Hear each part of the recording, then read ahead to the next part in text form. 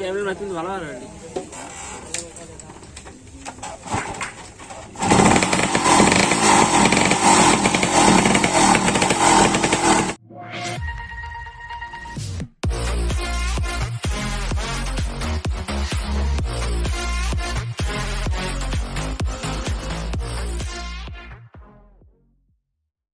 Hello YouTube, আসসালামু আলাইকুম। আমি ইমরান হাসান শেহবাজ। আপনারা দেখছেন আইসিডি বাইকস ইউটিউব চ্যানেল।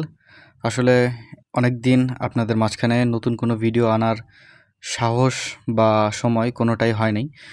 এর মধ্যে অনেক ট্র্যাজেডি হয়ে গেছে আমার মধ্যে, কারণ একটি বাইক মডিফিকেশন নিয়ে প্রবলেমের মধ্যে পড়ে গেছি, যার জন্য কিছুটা ইউটিউব থেকে সরে যেতে বাধ্য হয়েছি।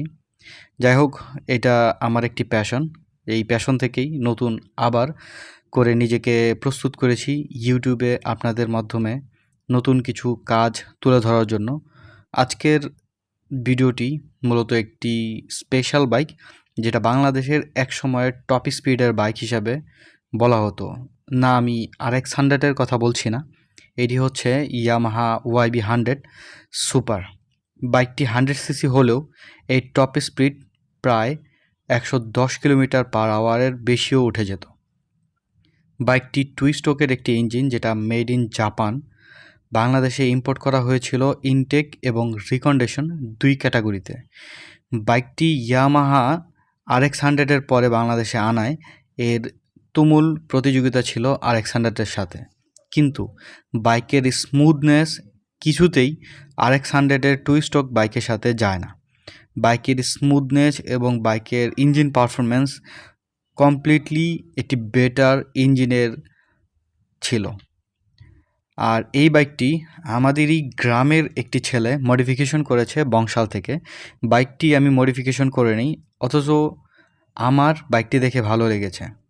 আমি হয়তো বা মডিফিকেশন করলে এইভাবে গলা কাটতে পারতাম না, যেভাবে বংশাল থেকে মডিফিকেশন করে এই ছেলেটির গলা কাটা হয়েছে। বাইকটির A to Z ইনফরমেশন দেব, কী কী পার্টস পরিবর্তন করে বাইকটিকে মডিফিকেশন করা হয়েছে এবং কী কী আফটার মার্কেট পার্টস এই বাইকটির মধ্যে নতুন করে ইনস্টল করা হয়েছে। আগেই বলে দিয়েছি, বা যারা এই বাইকটি সম্পর্কে জানেন, বাইকটি হচ্ছে টু স্ট্রোকের ইঞ্জিন, যেটা 100cc পাওয়ার প্রডিউস করে থাকে। এই বাইকের সামনে পেছনে দুটি রয়েছে স্পোক রিম, অবশ্যই টিউব টায়ার। বাইকটির মধ্যে ইউজ করা হয়েছে টেলিস্কোপিক সাসপেনশন, যার দ্বারা বাইকটি যথেষ্ট ভাঙাচোরার রাস্তায় চলন রাখতে পারে।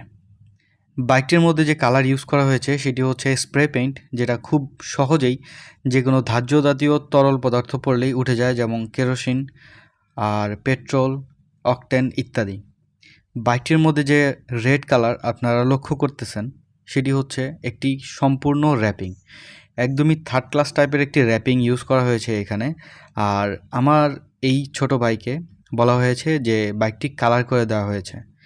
বাইকটির মধ্যে যথেষ্ট চাকচিক্যতা দেখানো সত্ত্বেও বাইকটির মধ্যে কোনো প্রকার দীর্ঘস্থায়ী পার্টস ইনস্টল করা হয়নি।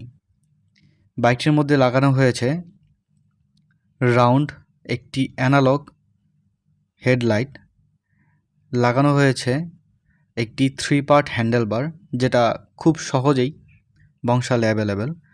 বাইকটির গিয়ার লিভার কেটে সিঙ্গেল গিয়ার লিভার করা হয়েছে এবং বাইকটির মধ্যে আরেকটু প্রিমিয়ামনেস আনার জন্য একটি চেইন কভার, যেটা নিচের পাশে থাকে, সেটাকে খুলে ফেলা হয়েছে এবং ওপরের যে চেইন কভারটি রয়েছে সেটা রাখা হয়েছে।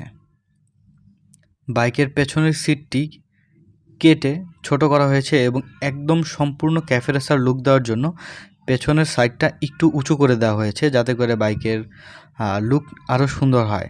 আসলে জাপানি বাইকে, এই বিশেষ করে YB100-এ প্রচুর পরিমাণ কেবল আমরা লক্ষ্য করি ইঞ্জিন থেকে, যেগুলা হ্যান্ডেলবার পর্যন্ত এসেছে। এই কেবলগুলা অনেস্টলি আমার নিজেরও আইডিয়া নাই কোন কেবলের কোন কাজ করে যথেষ্ট ভালোভাবে। আমি দেখেছি যে এক্সেলেটর কেবল রয়েছে, সেখানে 2টা কেবল থাকে, অথচ একটি কেবল দিয়েও যথেষ্ট ভালো এক্সেলেটর করা যায়। বাইকটির মধ্যে একটি 12 ভোল্টের ব্যাটারি ইউজ করা হয়েছে, রাখা হয়েছে টুলস বক্স। এই বাইকটির টুলস বক্স যথেষ্ট ভালো কাজে দেয়, কারণ বাইকটি টু স্ট্রোক, আর টু স্ট্রোক বাইকের খুবই ঘন ঘন ইঞ্জিনের কাজ করা হয়ে থাকে।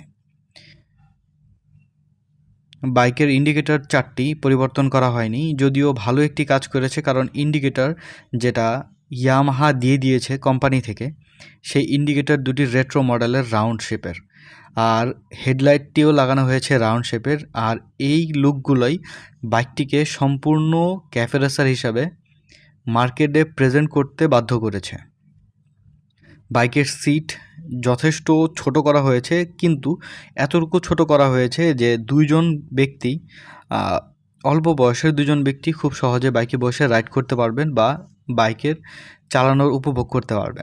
আরেকটি গুরুত্বপূর্ণ বিষয়, যেহেতু বাইকটি ছোট, এর জন্য একটি হ্যান্ডমেড গ্র্যাব রেল ইউজ করা হয়েছে এবং তাতে সৌন্দর্য বাড়ানোর জন্য দড়ি দিয়ে পেঁচিয়ে একটু হেভি করে দেওয়া হয়েছে। তাছাড়া সামনে পেছনের মাডগার্ড দুটি পরিবর্তন করা হয়নি, শুধুমাত্র স্প্রে পেইন্ট দ্বারা এগুলোকে কালার করা হয়েছে। বিশেষ করে গ্র্যাব রিল আমি খুবই পছন্দ করি, আর যদিও সেটা হয় যদি আবার রয়্যাল এনফিল্ডের মতো। আমার পার্সোনালি রয়্যাল এনফিল্ড ক্লাসিক 350 একটি ফেভারিট বাইক, আর এই ক্যাটাগরির যত বাইকই দেখি আমার খুবই পছন্দ এবং ভালো লাগে। এই বাইকটি এখনও পর্যন্ত ভালো ইঞ্জিন প্রডিউস দেয়, আর টপ স্পিড আমি যতটুকু রাইড করেছি তাতে আমি 75 to 80 আপ পেয়েছি। তবে এই বাইকের মাইলেজ এখন পর্যন্ত অতটা ভালো নেই। শুরুর দিকে এর মাইলেজ ছিল 45 কিলোমিটার পার লিটার। এই মুহূর্তে আমি যতটুকু এই বাইকটি টেস্ট করে বুঝতে পেরেছি, খুব সম্ভবত 25 to 30 এর মধ্যে এই মাইলেজ হয়তোবা পেতে পারে। বাইকটির মধ্যে আমি আরও ভালো ভালো কিছু লক্ষ্য করেছি, যেমন বাইকের ইঞ্জিন এখনও যথেষ্ট ভালো কন্ডিশনে রয়েছে, ইঞ্জিনে অতটুকু কাজ করতে হয়নি। তবে বাইকের মডিফিকেশনের মধ্যে অনেকগুলো কাজ করতে হয়েছে। আর হ্যাঁ, বাইকের মধ্যে একটি রাউন্ড শেপের স্পিডোমিটারও লাগানো হয়েছে, যার দ্বারা বাইকের সম্পূর্ণ স্পিড এবং বাইকের রেঞ্জ, কতটুকু গতিতে চলে এবং বাইকটি কত কিলোমিটার চলেছে এটি দেখা যায়। বাইকটি টু স্ট্রোক হওয়াতে এর ডিসি লাইন পরিবর্তন করা হয়নি এবং রাতের অন্ধকারে চালানোর জন্য বাইকের হেডলাইটের নিচে একটি ফগ লাইট ইউজ করা হয়েছে, যাতে রাতের আধারে যথেষ্ট ভালো পারফরমেন্স পাওয়া যায় এবং সুন্দর করে বাইকটি রাইড করা যায়। তাছাড়াও রাতের আলোতে এই বাইকটি যাতে হারিয়ে না যায় এর জন্য RGB লাইট ইউজ করা হয়েছে এবং রাতের মধ্যে যথেষ্ট ভালো এর পারফরমেন্স দেখা যায়। আমি বাইকের রাইড আপনাদের সামনে রিপ্রেজেন্ট করব, আশা করি আপনাদের ভালো লাগবে।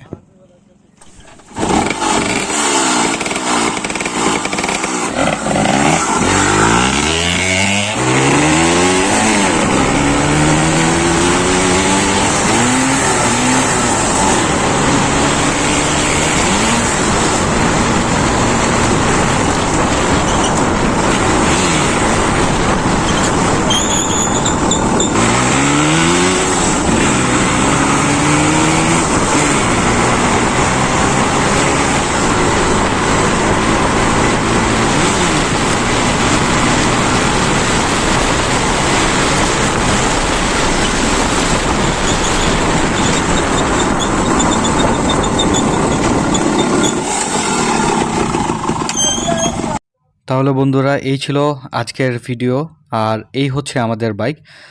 এই রকম বাইক যদি মডিফিকেশন করতে চান তাহলে অবশ্যই আমাদের সাথে যোগাযোগ করতে পারেন। যোগাযোগের ঠিকানা এবং ফোন নাম্বার অবশ্যই ডিসক্রিপশন বক্সে দেওয়া থাকবে। তার সাথে আমার ভিডিওটি যদি আপনাদের কাছে ভালো লেগে থাকে তাহলে অবশ্যই লাইক করবেন, কমেন্ট করে জানাবেন আপনাদের নানা মতামত। তার সাথে নানা ইন্টারেস্টিং বাইক মডিফিকেশনের ভিডিও দেখতে হলে অবশ্যই আমার চ্যানেলটি সাবস্ক্রাইব করে বেল আইকনটি ক্লিক করে দিবেন। দেখা হবে অন্য কোনো ভিডিওতে নতুন কোনো বাইকের সাথে। সেই পর্যন্ত ভালো থাকবেন, সুস্থ থাকবেন। আল্লাহ হাফেজ।